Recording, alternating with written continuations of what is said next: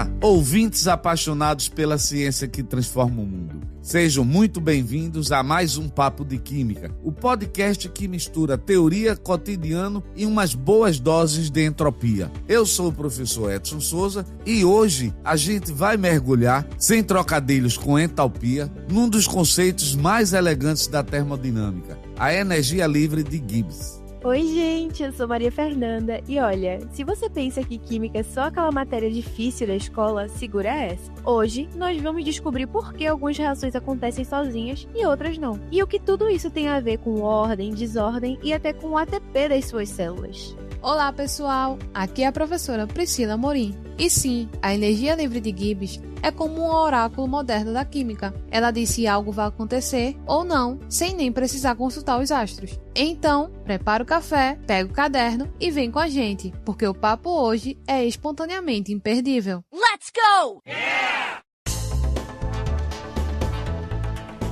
Pessoal, aqui é o professor Edson Souza, sou produtor do Papo de Química e hoje venho trazer uma novidade incrível para vocês. O Papo de Química está participando do Prêmio Melhores Podcasts do Brasil, edição 2025, na categoria de Ciências. É isso mesmo, e precisamos muito do seu apoio nessa jornada. A primeira fase da votação vai de 20 de agosto até 19 de setembro. Cada pessoa pode votar apenas uma vez, então é super importante fazer valer esse voto. Apenas os 10 mais votados da categoria passam para a segunda fase. Se você acredita no poder da educação gratuita e da divulgação científica de qualidade, essa é a hora de fazer a diferença. Vamos juntos mostrar que a ciência pode sim ser acessível, interessante e transformadora. Vote, compartilhe com seus amigos, familiares, colegas de trabalho, divulgue nas redes sociais. Com o seu apoio, vamos levar o Papo de Química ainda mais longe e, quem sabe, conquistar nosso segundo título, rumo ao bi.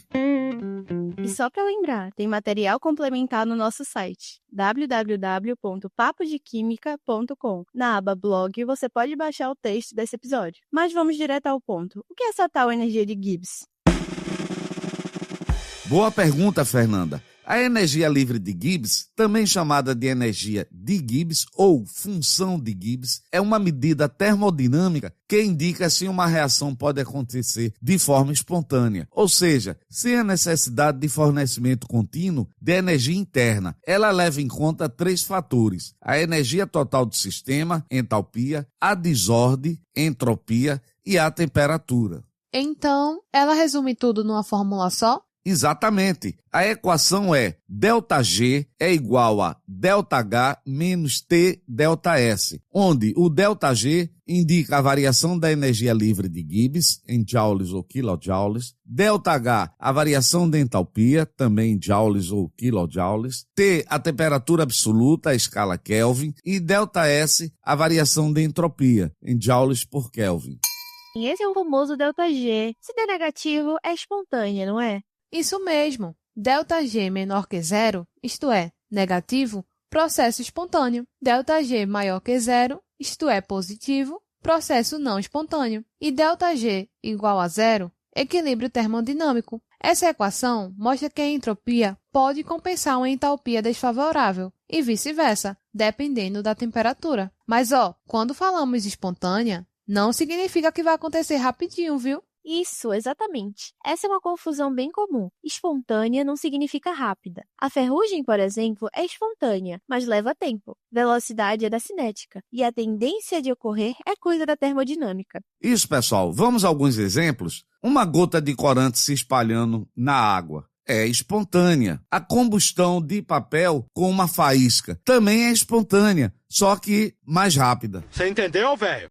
É claro. Calma lá. Vamos destrinchar esse trio. Entalpia, entropia e temperatura. Começando por entalpia. Qual é a dela? Entalpia é o conteúdo total de energia do sistema. Se o ΔH for negativo, menor que zero, a reação libera calor, é exotérmica. E se o ΔH for positivo, maior que zero, a reação absorve calor, endotérmica. Então, reações exotérmicas costumam ser espontâneas? Costumam, mas não é uma regra absoluta. A entalpia sozinha não determina a espontaneidade de um processo. Aí entra o segundo fator, A entropia, a medida da desordem ou aleatoriedade de um sistema. Se a entropia for positiva, se ela aumenta, o ΔS é maior do que zero, há um aumento da desordem. Se a entropia diminui, o ΔS é negativo, há uma diminuição da desordem. Pessoal, a natureza geralmente prefere maior entropia. Reações que aumentam a desordem do sistema, como sublimação ou dissociação de moléculas, tendem à espontaneidade. Gostaria de lembrar que desordem não significa a bagunça no sentido que estamos acostumados a falar no senso comum, mas uma maior distribuição ou equipartição da energia ou do espaço. Mas a entropia do universo, sistema mais vizinhança, é que importa, né? Não dá para olhar só o sistema. É aí que entra o equilíbrio entre entalpia, entropia e temperatura, o trio da equação de Gibbs. E a temperatura mexe com esse equilíbrio todo. Exato. Gente, podemos facilmente descobrir se uma reação é espontânea analisando os valores de ΔH, ΔS e T na equação de Gibbs. Preste atenção a essas dicas. Primeiro caso, quando a variação de entalpia ΔH é negativa e a variação de entropia ΔS é positiva. Gente, a energia livre de Gibbs, o ΔG, é sempre negativo, ou seja, o processo é sempre espontâneo. Segundo caso, quando o ΔH é positivo e o ΔS é negativo, o ΔG é sempre positivo, independe da temperatura, tornando o processo nunca espontâneo. Então, esses dois casos não dependem da temperatura. Agora, vamos ao terceiro caso. Quando o ΔH e o ΔS são negativos, então o ΔG vai depender da temperatura. Em baixas temperaturas, o processo pode ser espontâneo. E o caso contrário é quando o ΔH e o ΔS são os dois positivos. O ΔG depende da temperatura. Em altas temperaturas, o processo pode ser espontâneo. Você entendeu, velho? Yes! Legal demais. Mas onde a gente consegue ver a energia livre de Gibbs funcionando, sabe? No mundo real? Quase em tudo. Na indústria. Produção de amônia pelo processo Haber-Bosch. O ΔH é negativo, mas o ΔS também é. Então, para o ΔG ser negativo, usam-se baixas temperaturas, mesmo que isso deixe a reação mais lenta.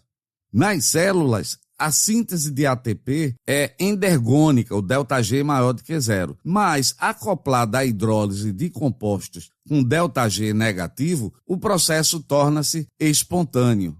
Em pilhas e baterias, a energia livre está ligada à força eletromotriz, onde ΔG é igual a -NFe, onde N é o número de elétrons, F é a constante de Faraday e E a voltagem. E também na corrosão de metais, como do ferro, que é espontânea, ΔG menor que zero. Por isso, se usa proteção catódica e revestimentos. Vamos ver o cálculo da energia livre de Gibbs na reação de formação do gás carbônico, que é representada pela equação carbono-grafite mais oxigênio gasoso, formando dióxido de carbono gasoso. Dados da questão. A variação de entalpia da reação, ΔH, é igual a menos 393,5 kJ por mol. A variação de entropia, ΔS, é igual a mais 213,6 joules por mol por Kelvin. Só para lembrar você, como o ΔH está negativo, essa é uma reação exotérmica, pois libera calor. E como o ΔS é positivo, a entropia aumenta, ou seja, há maior desordem no sistema. Bom, antes de substituir os dados na equação de Gibbs, a gente precisa converter a variação de entropia, ΔS, que foi dada em joules para quilojoules, para ficar na mesma unidade da variação de entalpia, o ΔH, que está em quilojoules. Então, vamos dividir por 1000 e temos que ΔS é igual a 0,2136 kJ por mol por Kelvin.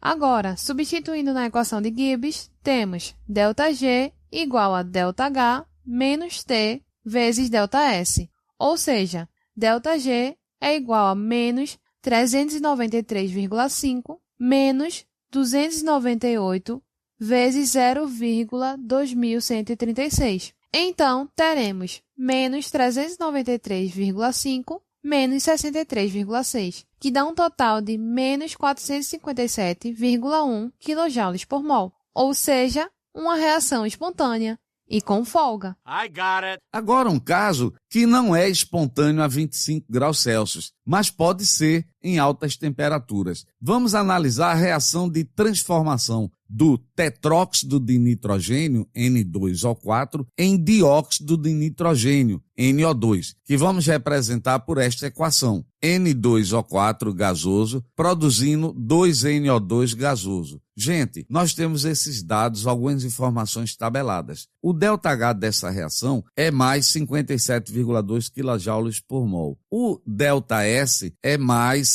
175,9 joules mol.Kelvin. Lembrando de converter esse ΔS para quilojoules, para que a gente tenha a coerência entre as unidades. Então, o ΔS será 0,1759 kJ mol/Kelvin. E a temperatura 298 K. Gente, substituindo na equação da energia livre, que é ΔG é igual a ΔH menos TΔS, isso é, ΔG é igual a 57,2 menos 298 vezes 0,1759. Isso é exatamente igual a 4,8 kJ por mol. Ou seja, o ΔG é positivo e a 25 graus Celsius esse processo não é espontâneo, mas pode ser em altas temperaturas. É mesmo, é?